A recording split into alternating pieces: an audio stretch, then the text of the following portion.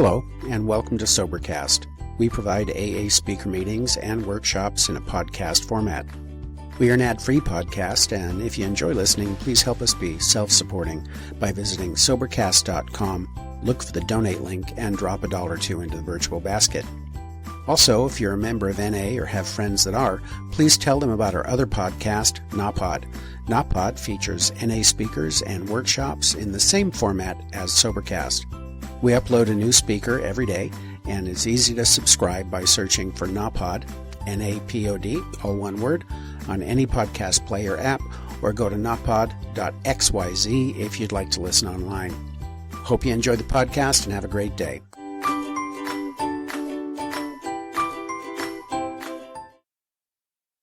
Women's Retreat held in the Westminster Woods Camp and Conference Center in Occidental, California on January 21st, 22nd, and 23rd, 2005. The main speaker is Mildred F. of Canada. The theme of this is the spirituality of the steps. Welcome, everybody. We're really glad you're here. This is the first annual Redwood Womens Retreat, and this is the spirituality of the steps. So it's so good to see everybody. Welcome. Just have a couple of announcements tonight. Well, actually, 7. Somebody's always running up to me saying, do this, so I'm going to do it. Phone numbers for the two houses. The Retreat House has a phone number with no answering machine. The Hilltop House has a phone number but no answering machine. And actually, rather than give it out if you don't have a pen, if you'd like to see me, and I'll give you those phone numbers. The main Westminster phone number will be staffed Friday and Saturday till 5, and 874-2426, but I think it's probably on the brochure, I would imagine. And we do have a camp host number for off hours, and I can also give that to you after we're through. And committee members are wearing orange ribbons. I thought it would be nice if the committee people stood up so you know who they are. Wouldn't that be nice? They're real.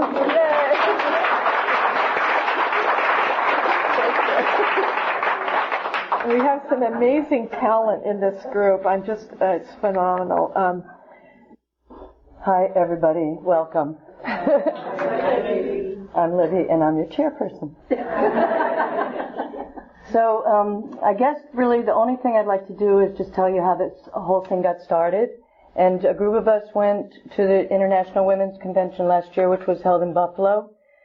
And my ears really perked up when I heard this lady speak, because she was speaking about something that I was just really getting interested in and reading some books about. So I was right on the edge of my seat the whole time, and the chair was wonderful and uplifting and just everything you'd want it to be. It actually, if it would have been for nothing else, I would have traveled to Buffalo, just for that. So I finally got up the nerve to go speak with her on Saturday. She had spoken on Thursday, and I was asking her, how do you do that, the thing that she was talking about? I said, do you have to have a lot of years? Does it just come with time? She says, no, you just do it. So she gave me an assignment. She said, go do this tonight and come find me at breakfast. So I was thinking, I'm glad she's not my sponsor. Anyways, so I did go find her breakfast, and, she was drawing me these diagrams and talking with me. And then she was telling me that she goes all over and does retreats for people. And she said, if your group would like, I could come there sometime and do a retreat. So we went back to the table where the group of us were, and they were all, of course, instantly, excited about it and said, yes, we like that. So we came home and formed a committee, and that's how this thing got started. So we've been working on it, since last February. And, the great thing is the fact that we're doing the retreat, of course, and the other thing was that a lot of, it's like one of those ripple effect type things, from just hearing the Mildred speak to forming the committee to the whole year. It's like it's brought people close together on the committee, and a lot of unfolding and just great things like miracle kind of things. It's just been a great year, and here it is now. So that's it, and I'd like to introduce Mildred.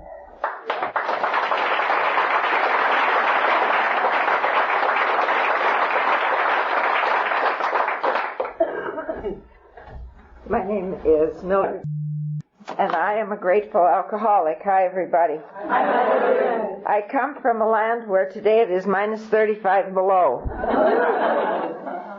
You know, sometimes people have the idea, I think, that we live in ice and snow perpetually, and we've had actually a very pleasant winter, except for a few days.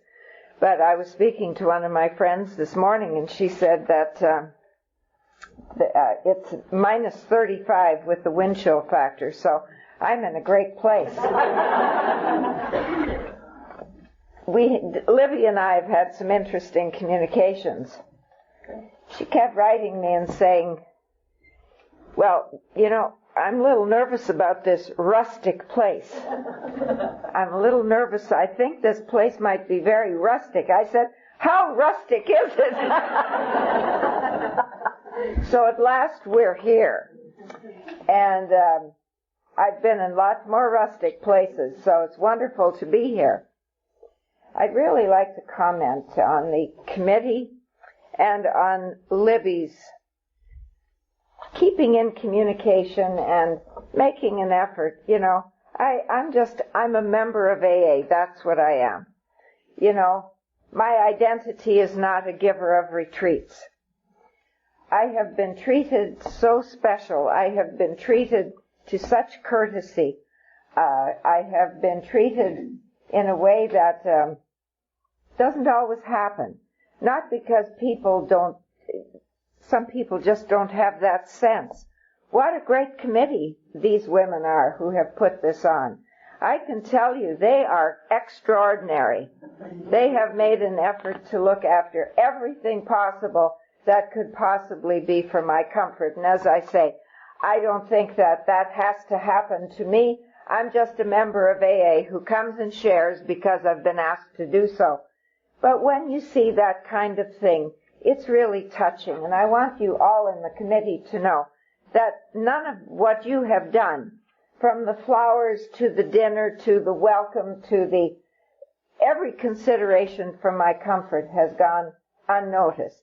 And that isn't about me. That tells me about who you are. And that's just wonderful. Let's give them a really good round of applause.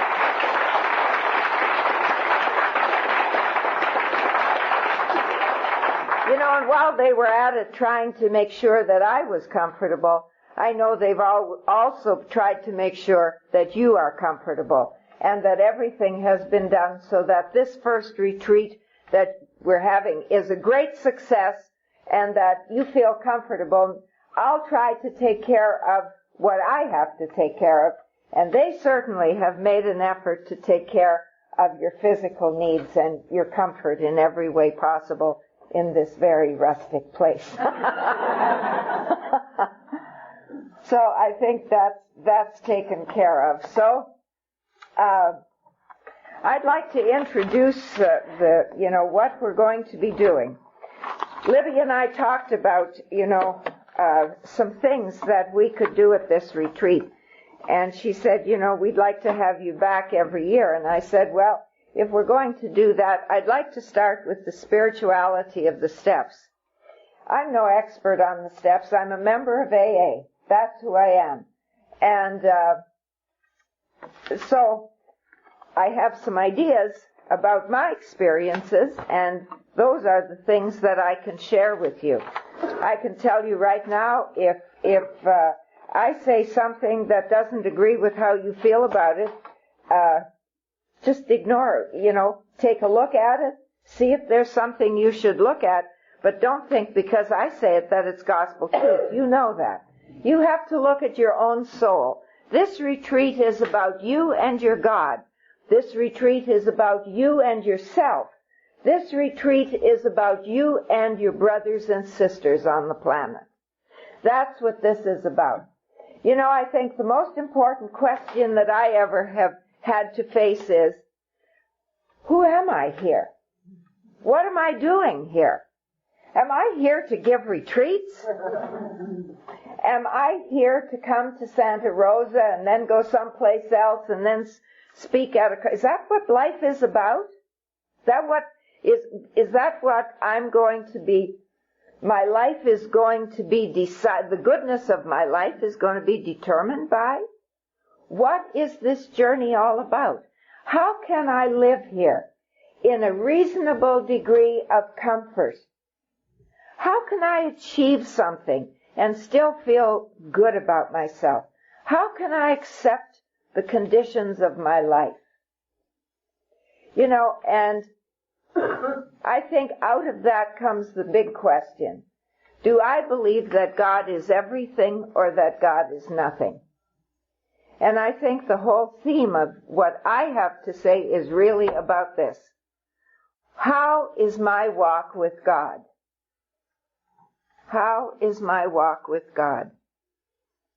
Because what that brings up is, see, I come from a world where I tried to use God to run away from the world.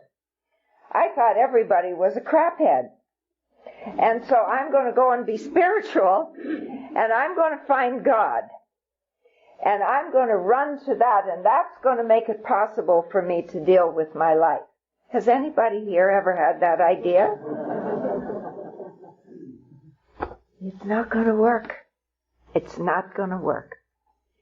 My experience has been that as long as I thought I was going to use finding God to run away from the world and life, I didn't find that. And I didn't find happiness in this part of my life either. Because I think it works this way, that as you find your God, you find yourself. And as you find yourself, you find your brother. And all three have to be your brother and your sister. Because all three have to be there. Because if you find one or the other, it's lopsided. And so that's what we need to talk about this week. The steps in relationship to that. Because that's what I think it's really all about. There was a great teacher on the planet 2,000 years ago, and he told the story of this young woman. A rich man had 2 daughters. And the youngest of the daughters said, "You know, Papa, it sucks around this place. I don't like it here. You know, the way you run this household and the way you run the business, I want to get out of here. I want my inheritance, and I'm going to go and see the world." And that's what she did. And the father, you note, didn't argue. He gave her the inheritance because she had choice, and if she wanted to be away, she had to go. And she went. And the book says she lived riotously. And she spent all her money. And there came a famine upon the land. And it says, and no person gave her anything. You know why? Because what was wrong with her, no person could fix. And she wound up in the pig pen, looking after the pigs and eating what the pigs left over. You know, this was a story told by a Jewish man. This would have been a Jewish girl in a pig pen. You know that history. Jewish people are not supposed to be with the pigs. And she was in the pig pen eating what the pigs left over. I think what he was saying was she was in a state of incomprehensible demoralization. Maybe the first, no, not the first one, but certainly an alcoholic on record. And she got a bright idea. She said, "You know what? My papa has servants who feed the pigs. The only thing is my papa treats his servants better than this guy does. You know what I'm going to do? I'm going to go home and I'm going to grovel a bit. And I'm going to say to my dad, you know, I've really made a big mistake in leaving home. And, you know, I don't ask for anything, but could I go and feed the pigs in your pig pen?" That was her plan. Do you ever hear of an alcoholic who says, I think I'll sober up so my life will be better. I'll sober up so my husband comes back. I'll sober up so my kids like me. I'll sober up so I get back my stuff. That's what she was doing. She was trying to get, not even into the house, she was just trying to get back and have a little better food. But something must have happened. Because it says along the way, I think she did her steps 1, 2, and 3. And then she did 4, 5, 6, 7, 8, and 9, because by the time she got home, she'd had a spiritual awakening. She didn't think anymore like she did in the pig pen, because when she got home, she didn't say, let me go to the pig pen, because she knew she didn't belong in the pig pen. She was the daughter of the household. She belonged in the house, and she must have realized something else. She must have realized the unconditional love of her father for her, because she was his child. So when she got home, she said, Papa, I have sinned. I made a mistake before heaven and before thee. And he had the robe ready. He had the ring ready. He said, kill the fatted calf, we're going to have a party. This daughter of mine has been lost and is come home. And we're going to have a party, and he put that robe of welcome on her. You can imagine she probably didn't smell so good. She probably didn't look so good. Like many of us as we came inside the doors of Alcoholics Anonymous. And we were wrapped around with the love that is available in Alcoholics Anonymous. If we are doing what we ought to be doing here. She was welcomed home, and she was given the ring, which would be, in those days, like a platinum American Express card, with the Father's insignia on it. And she could go anywhere in the kingdom, and she could take anything because she had the ring with the Father's insignia on it. Now there's another player. So we've looked at the daughter who goes away and comes back because she's had a change inside. She sees something different. We've looked at the Father of unconditional love. He didn't sit there and say, you know what? You surely behaved badly. You know, you're going to come home and you're going to do some penance, and then I'll see. See if you really got the message. But the way you are, you're not getting into the house. Take her out and put her under the shower and get her cleaned up for God's sake, and we'll see how things go. He knew she'd had a change of heart, and she was welcomed back. That's what this is all about. It's not about trying to accomplish something so that you will become good and acceptable. We are good and acceptable right now. Not because of the way we look or the way we dress or anything else, but because of who we are. You know, our big book says it. Deep within every man, woman, and child is the fundamental idea of God. And that doesn't mean an airy-fairy thought. That means your experience of who you are, that fundamental life force that lives within you. There's another player in that picture. The older brother. He didn't get it. The older sister, pardon me. I'm changing genders. Not really, just in the story.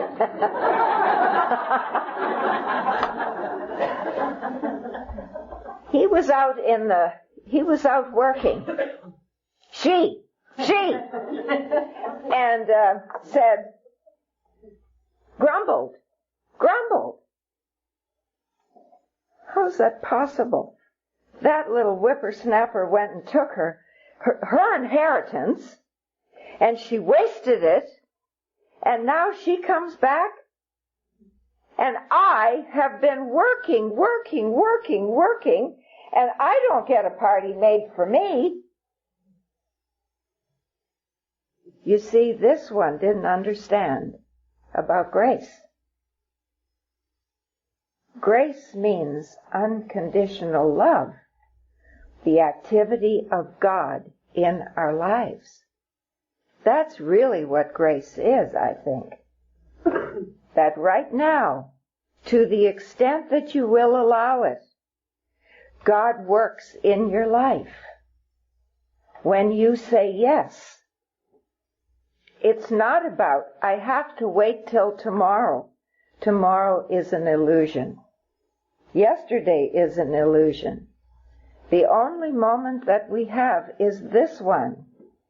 And I'm not going to be more acceptable because I say 3 more Hail Marys, or because I do this or I do that.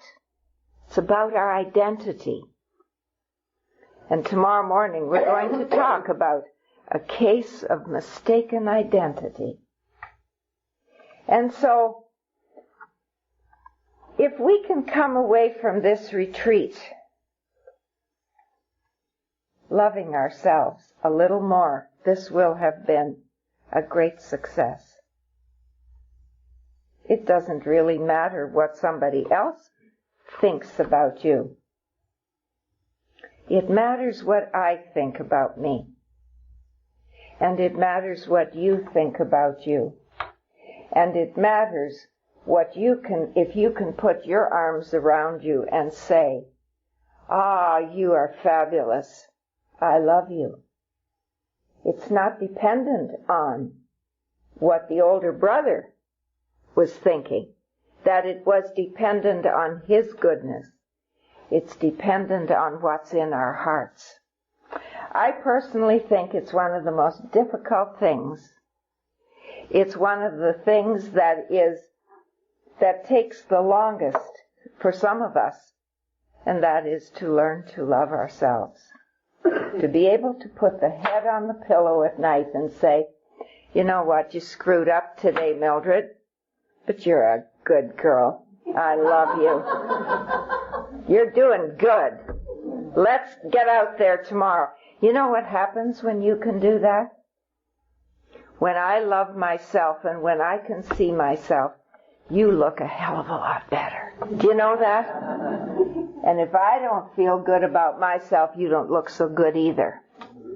And in the days when I was going to find God, because you were all crapheads, and I didn't like what you were doing, I was really not liking what I was doing.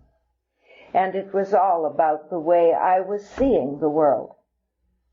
So, I'd like to share a few things about my life, just briefly, so you have some idea of who I am. And then I'd like to talk just a little bit about the direction I'd like to go in this retreat. And then I'll give you a little exercise. If you'd like to do something, it's up to you. But since we're going to really go through the steps, you can make this an intensive doing of the steps. You know, I never get better because I talk about the steps. I don't get better because I give retreats or talk about the steps. I get better if I take these principles and actually do something about them, and apply them to some area of my life. And that's why at the end you're going to see, I'm going to ask you tonight, if you want to. You know, we're all going to come away with something. But if and what you choose to do is your business. So I just want to talk a minute about retreats, because I think some people have never been to a retreat. My experience is this. When you look at God, God looks at you. God looks at you anyway. But when you look back, something magical happens. When you put time aside for God, God put special time aside for you. God is always there. God is always in you. God is always around you, and me and everybody else. But something happens. You know, it's like being in a room with somebody, and you know that person is there and they know you're there. But when you look at each other And when you communicate in consciousness, something magical happens. A communication is made. Just like when you look at yourself in the mirror, a communication is made. When you consciously, not to look at the lines and the lumps and the wrinkles, but to actually look into your eyes and say, I see you in there. I see who I am. I'm beautiful. I'm wonderful. I am the presence of God in this body. And when you can see that, some magical communication takes place. And I always think that when you come to a retreat, the God of surprises comes with you. And you don't know what will happen in these 40 hours or so that we are together. But if you have the idea, and why would you be at a retreat? People come for different reasons. But you had an option. You didn't have to be here tonight. What are you here for? Are you here to see your friends? That's good. Are you here to see what that ex-nun from Toronto is going to talk about? That's good too. Or are you here for a closer walk with God? If you're here for that, I guarantee you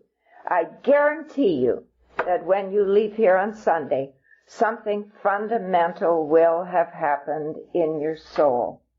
You might not know it, but it will have happened. I promise you that. So, who am I? Well, I was born on the prairies, actually, so if you would go to North Dakota, South, and Ohio, and those, maybe not Ohio, Nebraska, and that area, your Midwest extends up into Canada. And I was born in a town called Humboldt, Saskatchewan, or outside of town, and on a farm. Hated it. Hated being German. You know, I don't know if we lived before, but I sure came onto the planet screwed up. Oh, mensch. Some people say, you know, they had a happy childhood. Not me. I was fighting from the moment I became conscious.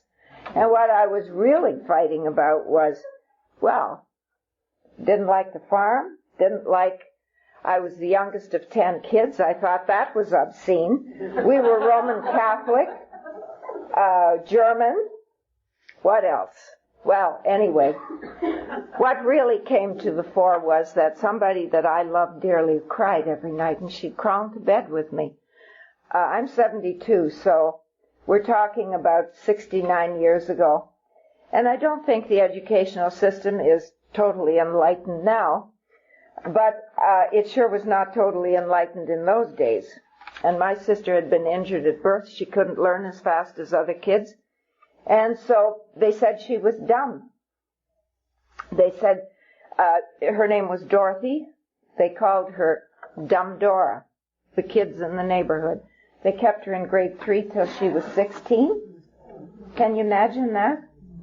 And she used to crawl. You know, we all need comfort. And she came for comfort to me. I was 3.5 and she was 16. And she'd cry and she'd say, Mildred, why was I ever born? Why didn't I die in the cradle? And I used to lie there and cry with her. And I'd say, Dora, I don't know, why was I ever born? Why didn't I die in the cradle? And we'll talk a little more about that whole business of identification and how we take on ideas, etc. But if you had taken a 2x4 and hit me across the back, you wouldn't have hurt me more than that did. I didn't know how to handle that. And I started my manipulation because my goal in life was to stop the crying. I had no other goal. Stop Dora crying. And I went to my family members. And they, you know, according to my perceptions, and hear me when I say that, according to my perceptions, they were cruel and hard-hearted because they didn't stop the crying. See, I didn't know that it wasn't because they wouldn't stop it. I thought it was because they wouldn't stop it. I know today it was because they couldn't. Each of us has our journey. That was her journey. And as I'll tell you later, she came to peace years later. As my Jesuit spiritual director says, God doesn't need a big intellect to grow our souls. She came to peace, but at that point in her life, she wasn't at peace. And I sure wasn't at peace either.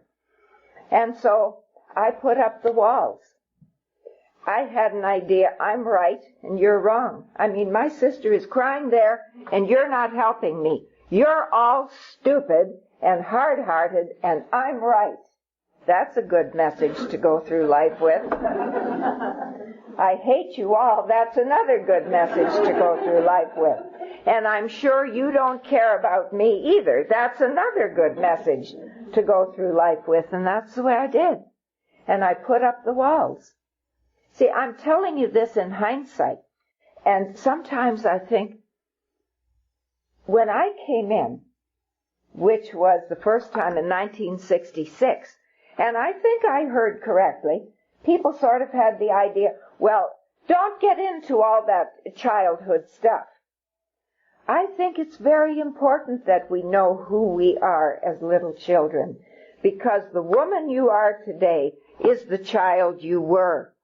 My personality was formed. My belief system was formed in that way. I don't have to stick with that. I'm a person of choice. That's where I think our spiritual work is. Look at what Bill Wilson says. You know, isn't this beautiful? I come to do the spirituality of the steps and I leave my book in the house. It's okay. I'll bring it tomorrow.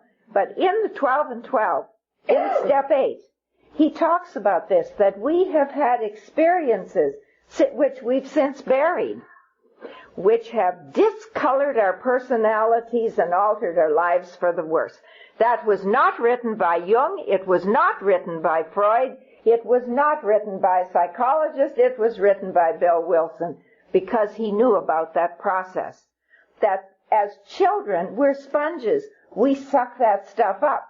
And don't hear me say, well, let's whine about it for the rest of our lives. And let's blame Mama and Daddy, and let's get into the inner child stuff, and if we just rock ourselves enough, it'll all go. No, it won't. It's not going to go away until I get to know who I am and I know how to do it. You know, I can't find it again, but I read Bill Wilson, something that he had written, somebody gave to me. And he talked about his childhood and his difficulties with his mother.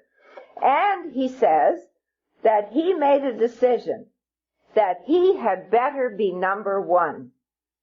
Doesn't his life bear that out? His struggle to be somebody and what he did and how it manifested in his life. Because I see, when I look at things that he's written and said, the boy he was, the child he was the man he became.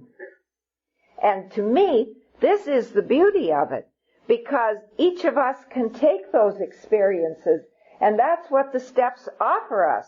Not to put away and act as if it didn't happen. I often say to people, honor what happened to you. Honor it. Get to know it. Because oftentimes I find I didn't know this stuff about me.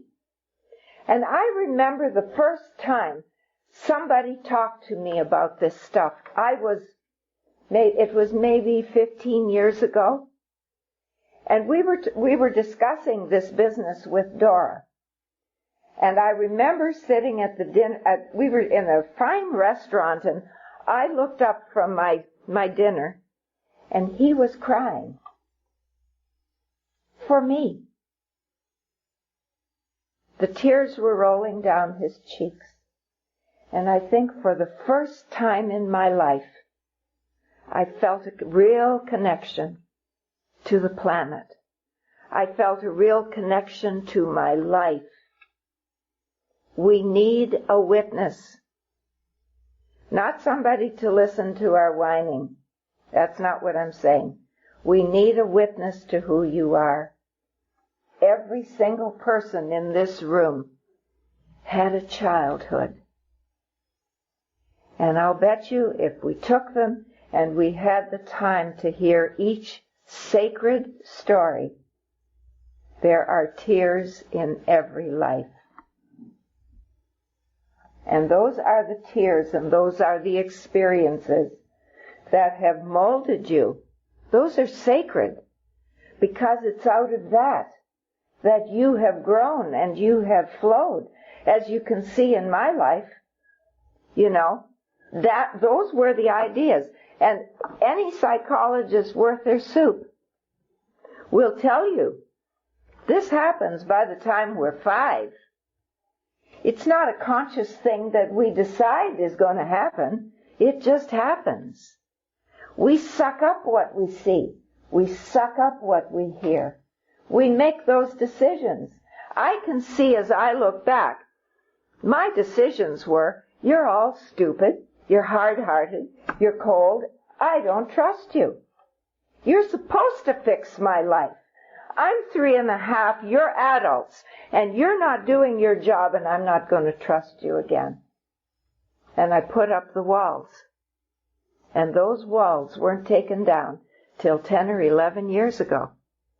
And that's when I started to grow.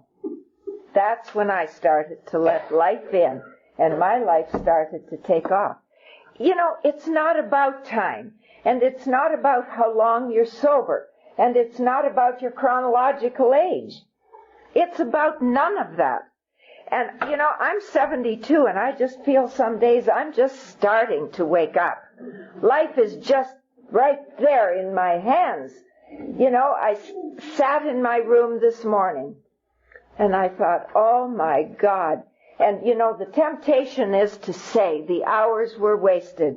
They're not. I had an experience this morning as I sat in my room in Santa Rosa.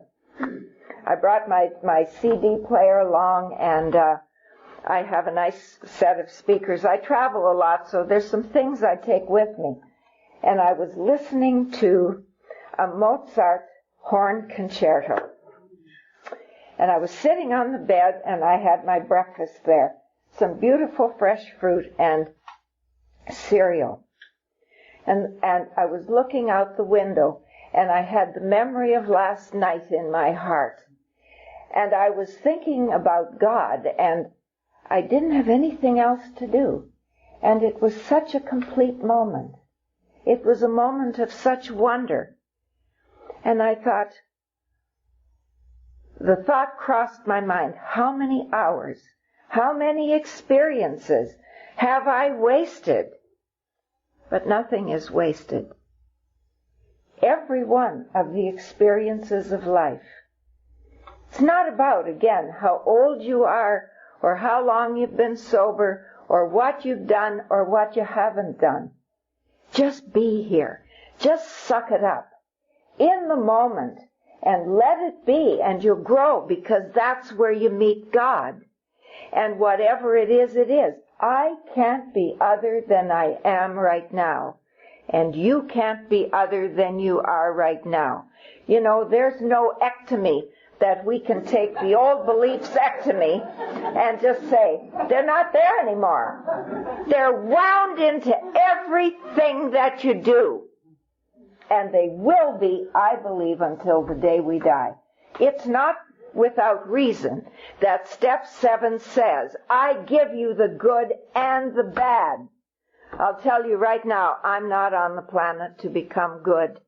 I'm here to become totally dependent on God. Totally dependent on God. Chuck Chamberlain many years ago, well, I'm getting a little ahead of myself.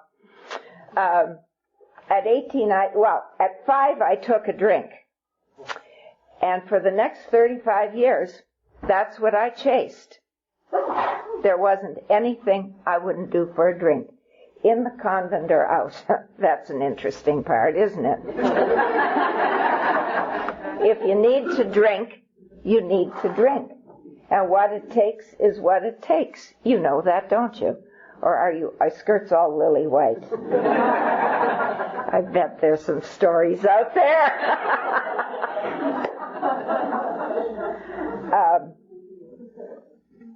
I just couldn't. I was two people,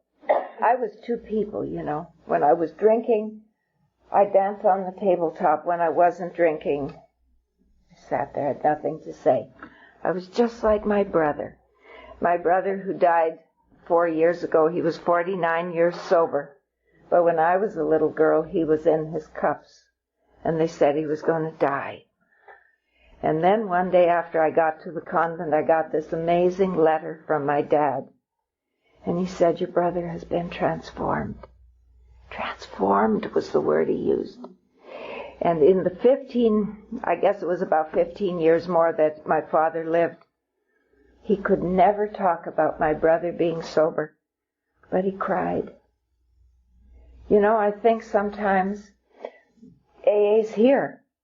Lots of meetings, we run into a meeting and out of a meeting and do so unconsciously. My father said, this new thing has come to the prairies. He said, they call it Alcoholics Anonymous. He said, I don't know what it is. This would have been the early 50s. He said, I don't know what it is. But he said, all I know is it's good. Your brother is transformed. He works.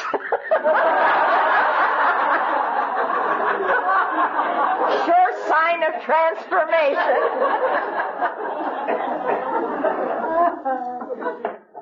No, but he said he doesn't drink anymore because the doctors said he was going to die, and they didn't know why. And I was just like my brother. Sober, I was self-conscious, self-absorbed, had nothing to say. Drinking, I was another person. See, at 18, I decided to go to the convent. And it was a deal with God. And I'm afraid. I'm afraid of life. Because when I'm that little girl and I've got a problem, a legitimate problem, and nobody seems to care, I'm scared. What if I go to the big city? I mean, I can admit this now. I couldn't for years because I didn't know it. What if I go to the big city and I have a problem? I better not do that. Because if I have a problem, nobody's going to help me. And I can't fix it. I couldn't fix my sister Dora. And if I couldn't fix that, I can't fix anything. And so I better play it safe. Well, what better place to go than a convent? A little problem there when you're alcoholic. In the 1950s, with those long black dresses and, all that stuff, I managed. I was telling a group of men the other night, when all else failed, I'd go and get drunk and hide in the confessional. Nobody thought to look for me. I don't know what time I started. Does anybody? About 20 to 8. So about half an hour. We got more. Okay. So, I stayed in the convent for 15 years. And at the end of that time, Mother Superior called me and she said, sister, you're not happy here, are you? And I remember thinking, what's she talking about? Who's happy? And so I got out of the convent. And I remember January the 10th, 1966, standing on the convent steps. And I was sure I had my secular clothes back. I had my secular name. I was no longer Sister Mary Eugenia. I no longer had to keep the vows of poverty, chastity, and obedience. Had fiddled around with them a little bit anyway. Fine-tuned them. And I remember thinking, I'm okay. And I think about that. I was a well-educated young woman. I had spent a lot of those 15 years at university studying theology and whatever. Didn't know a thing. I didn't know the problem was inside. And out I go. I need to drink, and I found the bars. I loved the bars. I found the men there, and I don't need to tell you what happened. It was like a moral landslide. I mean, if you want to think about, I think every time I see those big water slides, I think, yeah, ooh, right down into the mud. And it wasn't 10 months, and I wasn't drinking with lower companions. I had become the lower companion. People ran when they saw me. It doesn't take long. Degradation does not take long, because it was the degradation of what was inside. And, sometimes I hear people say, alcohol took me down. Alcohol didn't take me down. What took me down was defiance of God, my hatred of my brothers and sisters on the planet, my hatred of myself. And I'm grateful to the alcohol. It saved me till I could get to a place where I would surrender and accept the program. I wouldn't have made it. I wouldn't have made it to 40 years of age. I'm not the kind of person I was. You don't get to be the kind of person that I am. And people say, don't come near our door. If you do, we'll call the police and have you arrested. I was a nasty little piece of business, I tell you. So, I've been hospitalized 32 times, locked up in psych wards, mental institutions, and insane asylums. Don't have to worry, I won't come rapping on your door tonight. I'm safe. I've had 38 shock treatments. That should give you a permanent shuffle. Been tied to the bed many times, and not with Good Time Charlie either.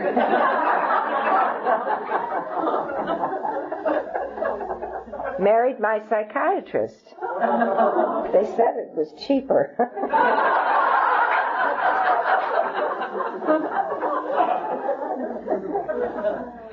He too was alcoholic. When I met him, he was sober. I like to think about my I say I had relationships. What I had was parasitic entanglements.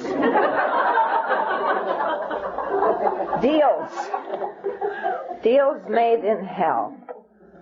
He was not my problem. I came to Alcoholics Anonymous in 1966. Dr. Hoffer recommended that I go. Dr. Hoffer knew Bill Wilson. He knew about AA. And he said, we've misdiagnosed. And I'm doing AA. I'm trying to read the steps. I'm trying to do a 5th step. I'm trying to go on 12-step calls. Now that's an interesting one. C. Scargill always says I carried the disease rather than the message.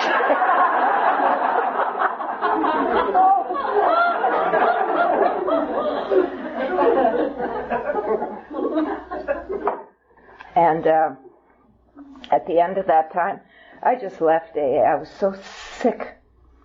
Not of you. I was so sick of me. So ashamed. I thought, I'm not doing this anymore. They're all okay. Ha, ha, ha. I'm not. Out I went. And in 3 days, I had broken a foot and all kinds of stuff. I was drinking again. This is a serious business, The book says you're not going to stay sober because you are afraid. I've had DTs. I've had convulsions that they thought I was going to die. I've eaten the insides of my mouth out a couple of times. I've seen things that weren't there many times. I had blackouts I guess I pretty well had it all. And it wouldn't stop me today, and it didn't stop me then. I had to play it out. The amazing thing about this is when you start drinking, the circle is big. Alcohol promises it all, doesn't it? I mean, if anybody had said to me at 5 when I took that first drink and had that wonderful feeling of elation and freedom, and that's what the program is there to give me. That wonderful feeling that it's all okay. I'm an ease and comfort junkie, aren't you? That's what Dr. Silkworth says. We're restless, irritable, and discontent. And I would say manipulative, controlling, witchy, bitchy, cheating, whatever you want to add to that, depressive and whatever, until I can again experience ease and comfort. And he there said, that come from taking a few drinks. What if I could get ease and comfort from practicing the steps, from turning my will and my life over to the care of God? Wouldn't that be something? Then I don't have to do it the other way. See, because you start out on that big spiral, and the circle gets smaller, and alcohol gives you less and less and less and less and less, until it gives you nothing but heartache and absolute despair, till it's robbed you of everything, as it did me. When I got done, I had no home, I had no money, I had no self-confidence. There wasn't a person in the world to call. You know, I think, who would I have called? Nobody wanted to hear from me. Isn't that amazing? If I'd have had the money, I was in the psych ward, and the morning I'd been there 2 nights, and I made a decision the morning of May the 20th. My dry date is May the 18th, 1973. But I made a decision that morning to take my life. And I wasn't deciding, that somebody's going to feel sorry for me. I was out. I'm done. I am done. I know how to do it. And I called the nurse and asked her to get my clothes. And she went out to get my clothes, I presume. And the absolute unbelievable thing happened. I had a spiritual experience, and in the twinkling of an eye, the compulsion to drink was gone. I had fought that. No, I hadn't fought it. I had succumbed to it. I had lived with that compulsion, and there wasn't much that I hadn't done because of it. And in the twinkling of an eye, it was gone. And I knew it was gone. It was as if something had just whooped right into me, picked it up, pulled it out, and said, it's done. And I knew it was gone. I knew I didn't have to drink anymore. I'm sober now 31 years and 8 months, and in that time I've never had the compulsion to drink. Never had to fight it. I think it's in the doctor's opinion, he says we need an entire psychic change.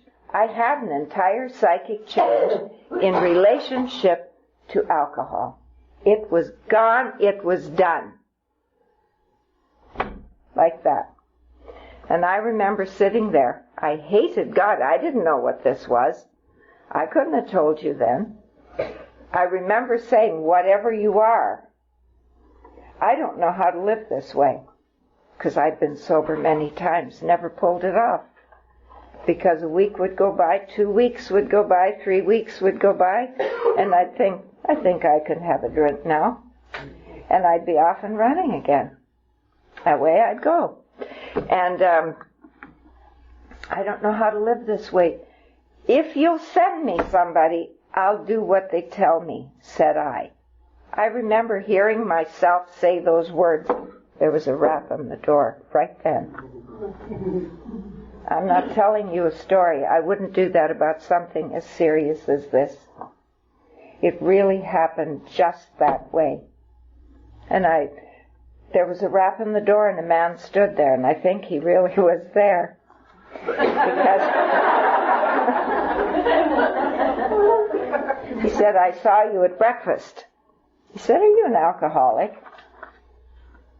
And I said, yes, I am. Do you want to make something of it? He said, no. He said, I just came. He said, you look sick. He said, I thought I've got a big black, big purple mark, no teeth, or some teeth knocked out. My hair is straggly. He said, I came to offer you some help. And it was through his auspices that I got to a treatment center, and I got to the right one. I got to a hospital. One of the pioneers in offering good medical care to alcoholics was Dr. Bell from Toronto. And it was his hospital, his clinic that I went to. Things started to happen that shouldn't have happened, but they did. And as I stand here at 31 years and 8 months, I can tell you that the direction my life has taken has not been by my good management. It has been by a power greater than myself that I have cooperated with. See, and I didn't used to talk about what happened that morning. But why shouldn't I? It's not about me. But I did cooperate. You see, what I think is grace is always available. I think the room is filled with the presence of God. Grace is available for whatever it is that you need right now. It just won't show up the way you think it should. Because God is not our servant. God is not someplace else. And I think that gift is always offered. Whatever the gift needs to be, it's always offered. And I think the mystery is, I don't know when you're ready to say yes, and you don't know when I'm ready to say yes. Those are not our prerogatives.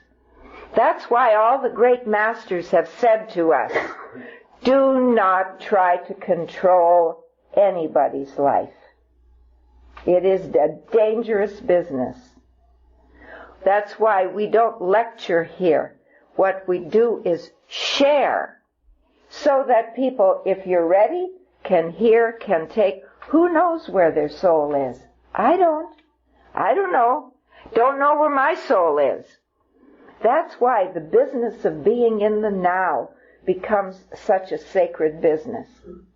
And so, through that whole thing, I got to the right place. I hated God, hated AA. So where did I go? I went to a hospital where they didn't preach AA, and they didn't talk about God. They fed you. They helped you get your head together a little bit. They let you get laid if you had to get laid. Did I say that?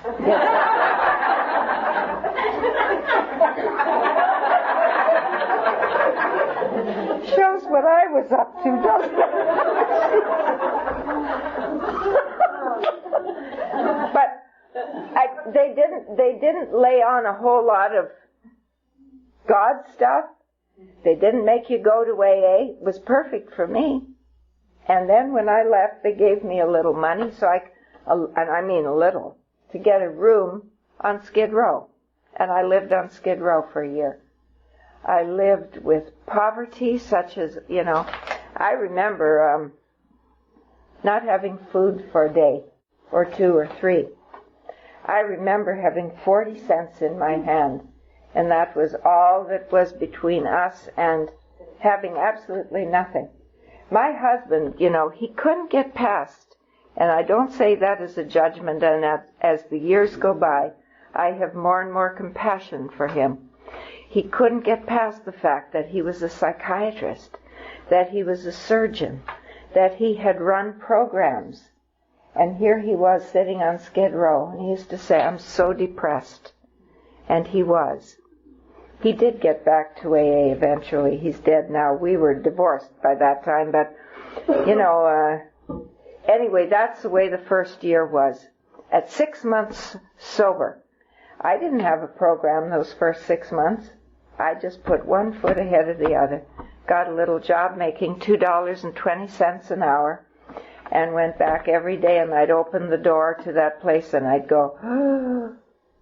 And, I knew it was nobody else had put me there. I knew that.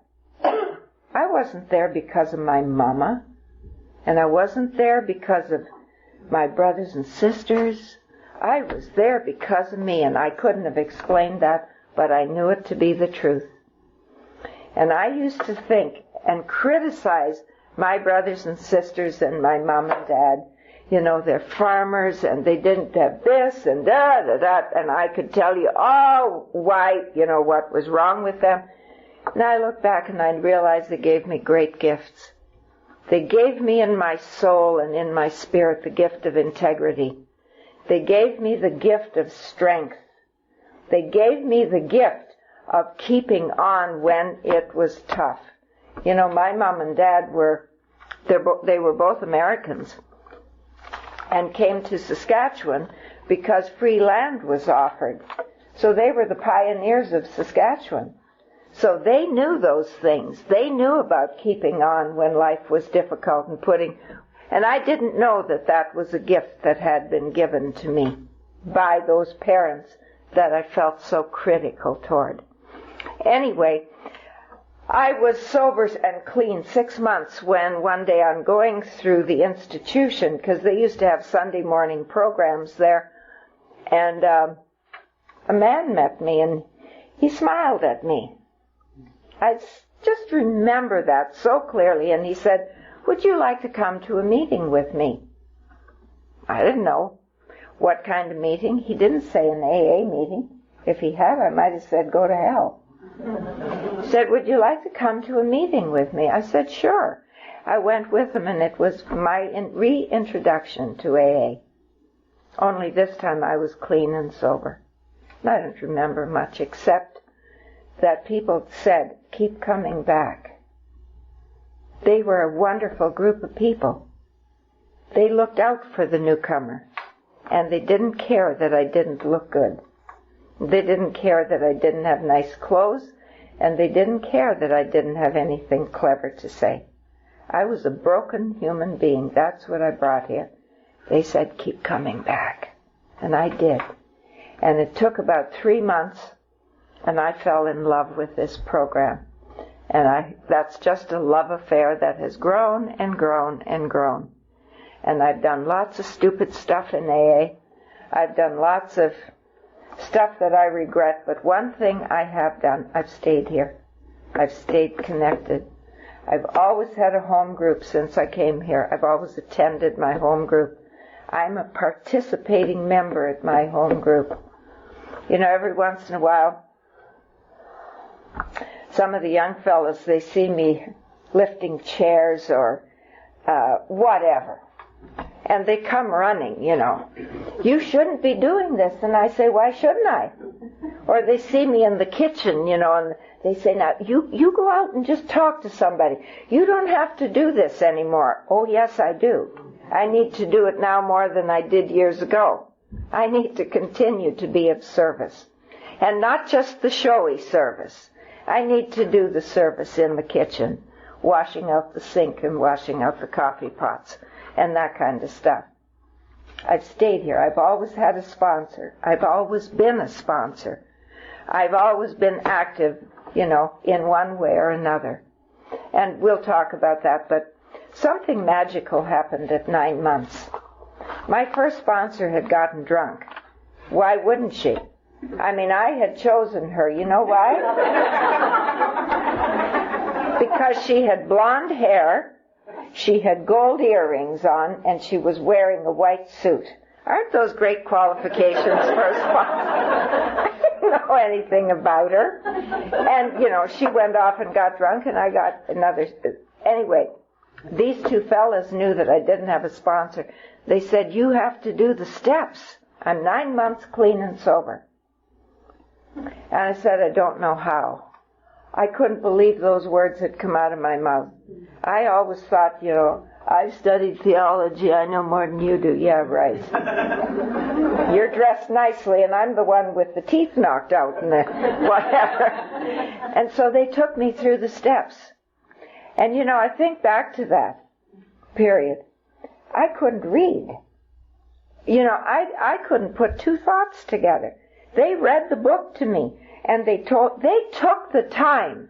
They said, "If you'll come an hour and a half early, we'll do the steps with you." And people started to ask me to be accountable for myself. What a gift that is. And then I got a sponsor with a big boot. And he asked me to be accountable. And he used the boot on my behind if I wasn't accountable. It was wonderful. Anyway, those two men took me through the steps. And something in me changed. And, you know, eventually I was sober 1 year, and I thought I'd never teach again. I love to teach. I would love to teach more than I love to eat, I think. Not at that Thai restaurant, though. We went to a wonderful restaurant last night. Oh, my God. Anyway, I heard the voice that said, look in the paper and see if there are any teaching jobs. We get paid very well in Canada, and I was making $2.20 an hour. I thought I'd never teach again. And within 2 days I had a job. And, my life has been full of that kind of stuff when it has been necessary. It says God will do for us what we cannot do for ourselves. And that's a lesson that is repeated to me. I'm in a very difficult situation now. Something is happening in my life, which I won't talk about right now. But I'm learning that again. I can't fix it. I can never, when I get to a place where I'm trying to decide how I'm going to fix the world and make it the way I want it to be, never works. The lessons are really always the same. They're just the same lessons. Life cycles around. Have you noticed that if you're sober a while? How many are here for their first retreat? Fabulous. Fabulous. Wonderful. Let's give them a hand. I got sidetracked before. I was going to say, I'd really recommend that you take a little time. I know that being with other people is exciting and it's wonderful and all that, and do that. But try and take some time for God, too, so that you can take a look at what's happening in your life. I just want to take just a little more time to talk about a few things, and then we'll bring this to a close, because there's lots more to come, isn't there? S'mores?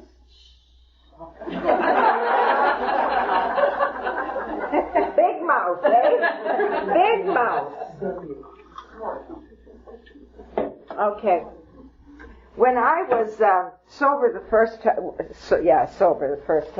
when I was in AA the first time, Chuck Chamberlain used to come to Prince Albert, and he used to set me down. Cease would sick him on me. Do you know who Chuck Chamberlain is? Yeah. Okay. For those of you who don't, he was a wonderfully spiritually oriented member of Alcoholics Anonymous, and if you want to know the kinds of things that he taught, a retreat of his was transcribed into a book called A New Pair of Glasses. And one of the things in that book, he says God is everything. Thank God he had read the big book of Alcoholics Anonymous. And he believed that God was everything. And he used to draw this. And he'd say, Mildred, God is everything. You're looking for all kinds of stuff, you're not going to find it. God is life, and God is love, and God is everything. And if God is everything, in the chapter to the agnostics, it says, the day will come when you have your head in a vice. Well, it doesn't say that, but it says, when faced by a self-imposed crisis, you will have to make a decision. I can't make it for you. You can't make it for me. You can't make it for your sponsees or your sponsor or your children. It's between you and your soul. Is God everything or is God nothing? See, and that brings up a point, doesn't it? If I say God is everything, the next question is, what does that mean? If God is everything, then God is here. What does that mean? Where do you see God? Is he in the air? Is he in the carpet? What does that mean? Does your intellect have any truck with that? See, I think we rely on some things. We think we can think it through. The book says, the main problem rests in the mind. I almost died because I didn't understand that. I thought it said the main problem rests in the intellect. Intellect is fine. Intellect functions through the brain. It's good for driving our car and running our lives and reading books and all that kind of thing. But for soul work, it's not worth. How are you going to understand God is everything with your intellect? I don't know. But I can tell you that if I get still and I look within and say to my soul, do you know that God is everything? I know the answer. My soul knows the answer. Now, in the book it says the main problem rests in the mind. And I used to dismiss that statement because I thought it said in the intellect. Well, there's nothing wrong with my intellect. And I'm going to add something for you. There's nothing wrong with your intellect either. You can read and write and you can do all kinds of things and make decisions and think about things and all kinds of stuff. And the day you put down your spacesuit and wherever you move on, that you're not going to need the intellect anymore. It's for this world, not for the next one. It's done. So whatever I have for this world, I know that's of relative importance. It's not of absolute importance. What is of absolute importance is, what is not my spacesuit? See, the astronaut never mistakes his spacesuit for who he is, does he?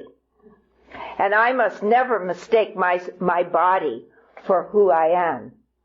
I am something that is not about these atoms and molecules, or my intellect, which is dependent on the brain. The book says the main problem rests in the mind. What could that mean? And I'm not going to get too technical.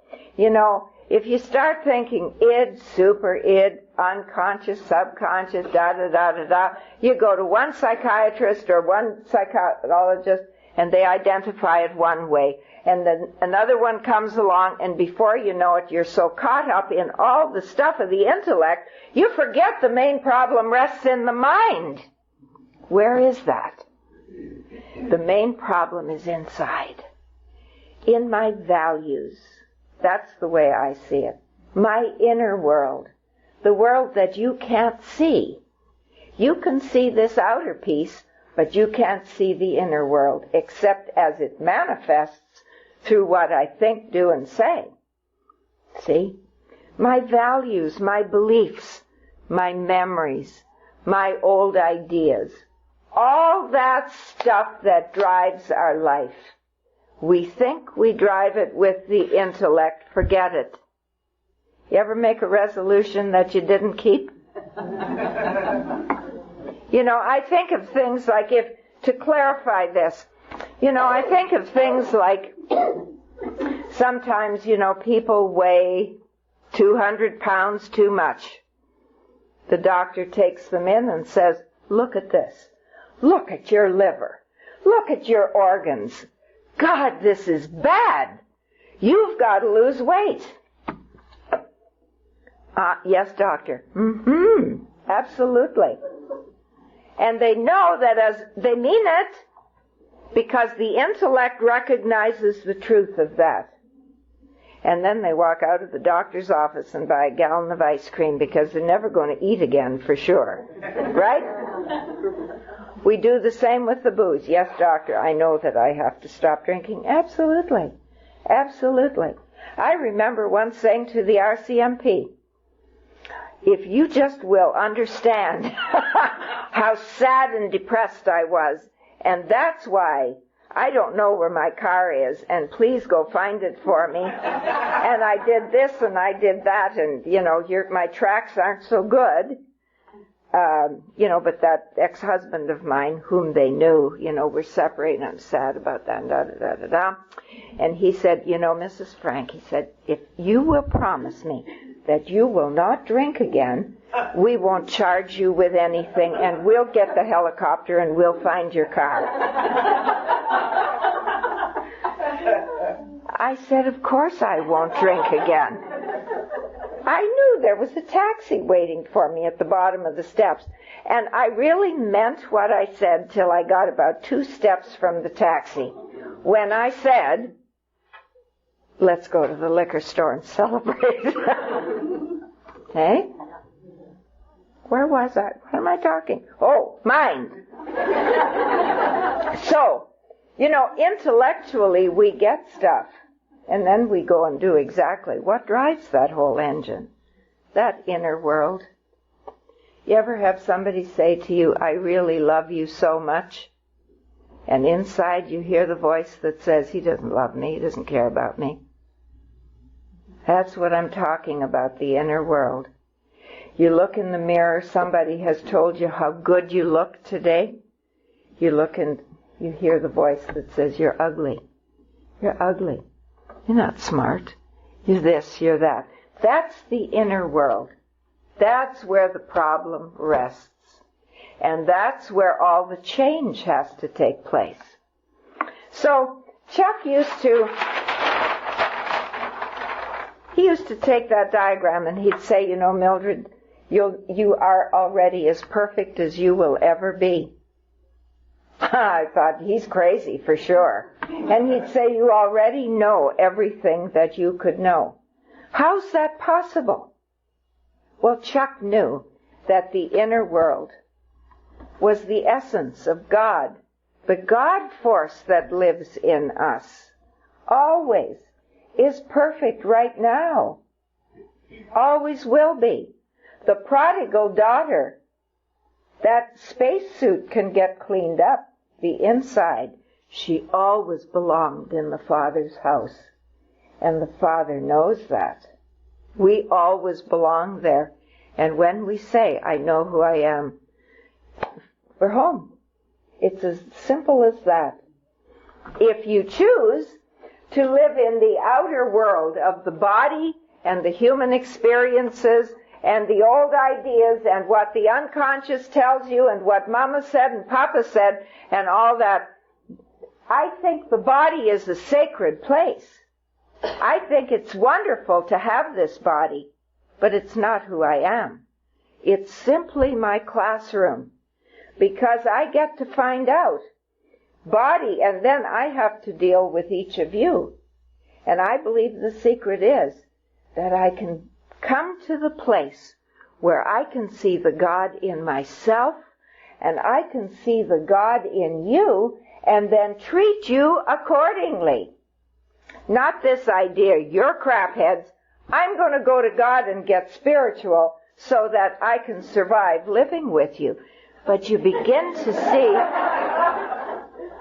the wonder of this thing, which is really what spirituality is all about. And what really excites me is that science is getting to the same place. Einstein said it. See, each of these is you and me and all 6.5 billion of us, including our politicians and our murderers and our child molesters and everybody. It's not dependent on what they do. You know, it's dependent on the fact if God is everything, they're included in there. Not their behavior, not your behavior, not my behavior, the God self in us. That's what the deal is about waking up to that and then living from that place. You know what Einstein said? He said it's an optical delusion that there are 6.5, he didn't say 6.5 billion. He said it's an optical delusion that there are all these people here. There's only one of us here, because he was recognizing there's one life force. The same force that beats my heart beats the heart of Saddam Hussein. Isn't that interesting? And the same life force that looks at me and says, oh, I love that Mildred, looks at Saddam Hussein and says, I love Saddam Hussein. And the same life force that beats my heart and your heart beats the heart of that person who's molesting a child. You can't get away from that. You know, we're not saying that their actions are okay, but that's not who we are. Where does it come from? Because we're asleep. One of the great masters put it this way. He said, all suffering, not some, all comes from forgetting who we are. This isn't about fixing somebody else. The steps are not about fixing somebody else. The steps are about you and your relationship with God. About finding out who you believe. I believe that God lives in me. I believe I'm a God being. And I believe I live in this body so that I can really wake up some more. Because I've got to wake up if I'm going to think kindly. What was the great teacher doing here? What did he say? He said, don't judge other people. Like the things that he said, they're all in the program. It's all about how we come to see ourselves. And that's why tomorrow morning we're going to start with this idea that we are a case of mistaken identity. And because we haven't got that right, we're in such pain. And then because we have those weird bodies that don't process alcohol. Are there any Al-Anons in here? Yes? Or is this just basically AA? Oh, double winner. Okay. It doesn't matter. I don't care if you're sex whatever. Or, either. See, what I think happens is when we don't know who we are, what happens is our false self does the talking. And our false self, and that's where the suffering comes from. You know, when you get into the present moment and you're totally present to this life force and to the beauty of who you are and the beauty of who everybody else is, there's no pain in that moment. I don't care what's happening in your life. You know, I've had stress this last year. Sometimes my heart would be pounding, but I could get into the present moment and I knew everything was just fine. It's when I start projecting and thinking I'm going to fix the future based on what happened in the past, that's when I get really screwed up. All I need at that point is a drink to be a real screw up. Anyway, so I'm going to bring this to an end. There were other things. Anyway, I think it's about waking up, you know. It's about waking up. And the program says that. You know, you come here, you think it's about getting sober. That's just putting the symptom of the problem away. The problem is not the booze. The booze is the answer. The booze is the anesthetic. The booze is what allows us to stay here until we can deal with the problem. And that's why from time to time we take a look at these steps. You know, I think these questions are really, really important. We'll put them up if anybody wants to think about them. Who am I? How does life work? Does life work because I'm a good girl? Does life work because I go to lots of meetings? Does life work because I make nice meals for my kids? Does life work good because of whatever you can think? Because I've got powerful friends. Oh, that's a good one. What about I've got a 6-figure bank account? Maybe I've got a 7-figure bank account. Maybe I drive a BMW. Maybe I've got a 6-bedroom house. Who knows what it could be? Is that how life works? Is that how I'm going to feel safe? Or do I feel safe because I'm made out of God? You can kill my body, but you can't touch who I am. You can't touch who I am. How do I get along? Are those powerful friends going to see to it that I get along? The spiritual law receives the direct impress of our thought and acts upon it. Watch out what you think. I have heard people say in AA, it doesn't matter what you think as long as you act right. How can you act right if you don't think right? And I know thinking right isn't going to keep you sober. I know you've got to go into action, and we'll talk about that. But I think there comes a point where I've got to stop what's going on in here. Psychologists tell us we think 72,000 thoughts a day, and that 99% of them are the thoughts we thought yesterday, and round and round and round it goes. That's why I wonder why the laughter.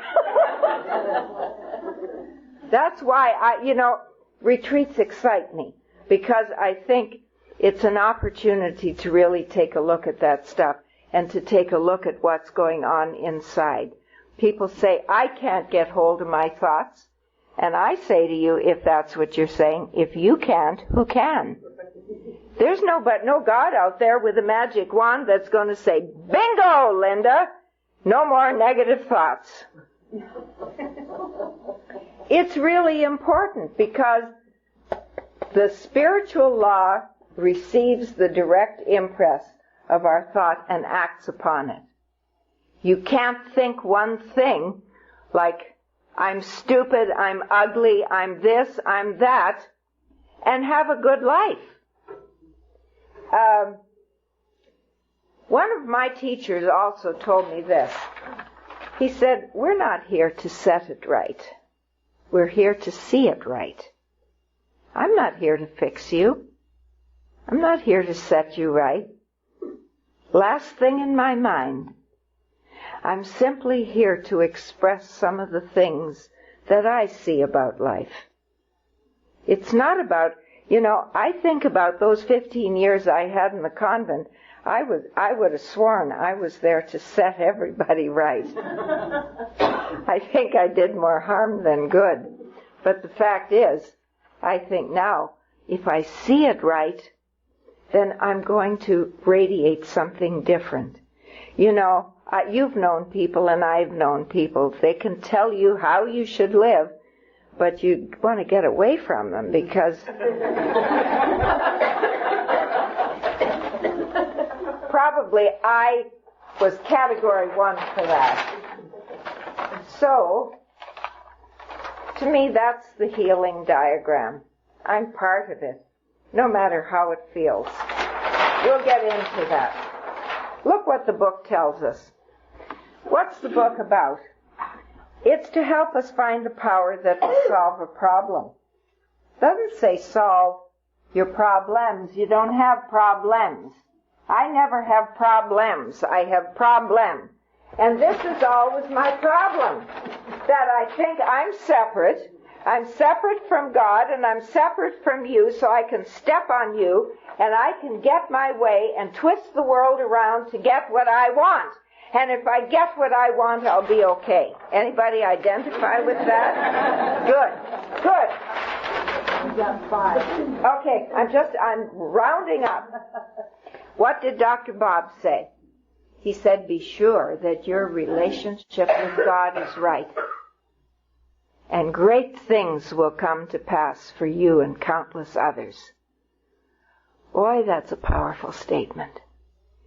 I've tried to be sure that my relationship with other people is right, so they wouldn't hurt me, so they'd give me what I want, so they'd make me feel safe and all that. And he says, be sure that your relationship with God is right. And then great things will come to pass. And that's what the doing of the steps is about. Bill says we've been rocketed into the 4th dimension. And I say to you, if you're alcoholic the way I'm alcoholic, you have been touched by the hand of God. Or you wouldn't be here tonight, clean and sober. The miracle, whether it happened gradually or whether it happened in lightning speed, doesn't matter.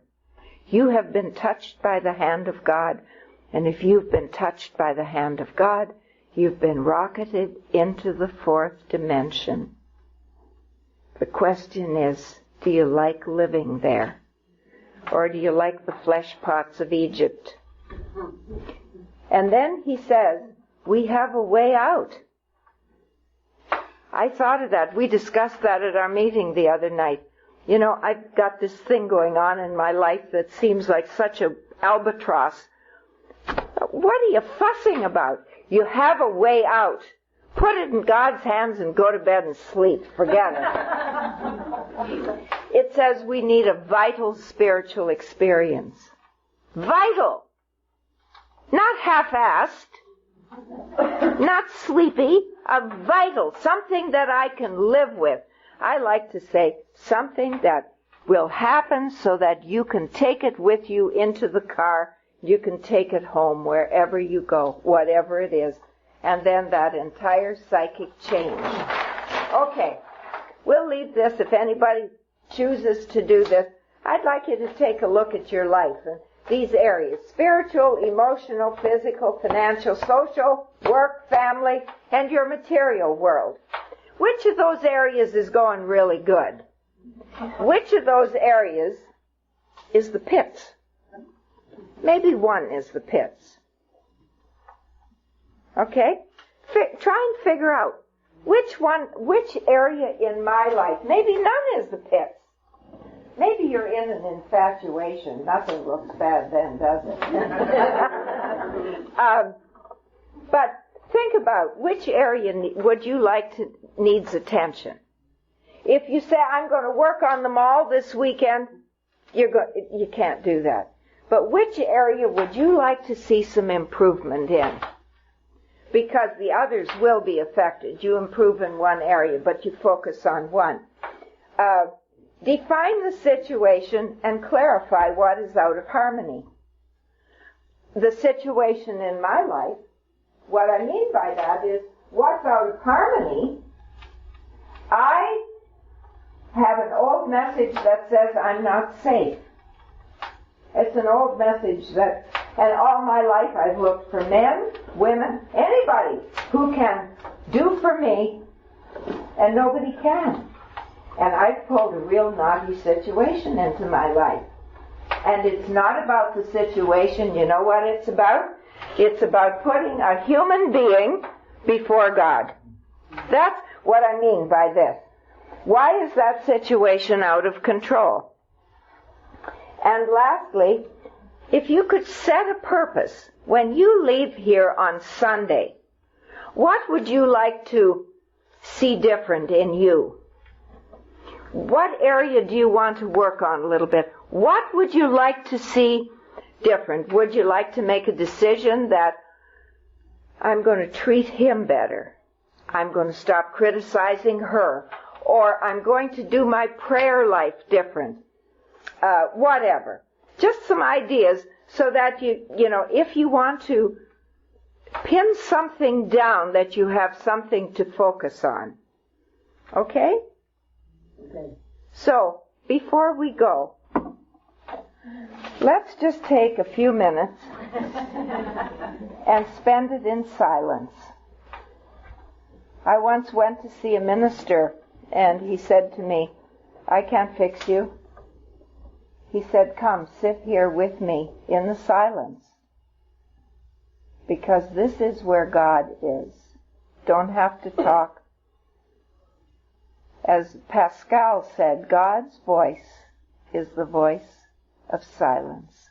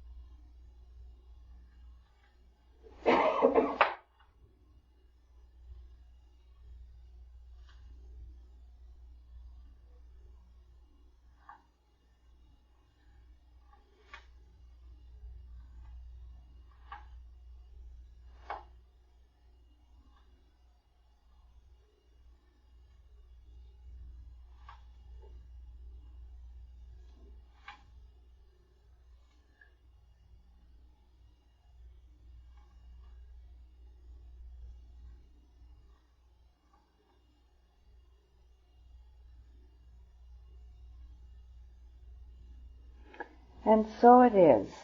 Amen. You are an absolutely fabulous group to talk to.